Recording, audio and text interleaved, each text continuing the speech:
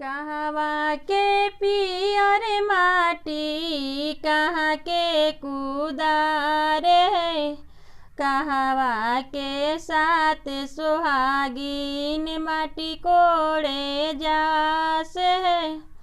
कहवा के पियर माटी कहाँ के कुदारे है, कहवा के साथ सुहागिन माटी कोड़े जासे है।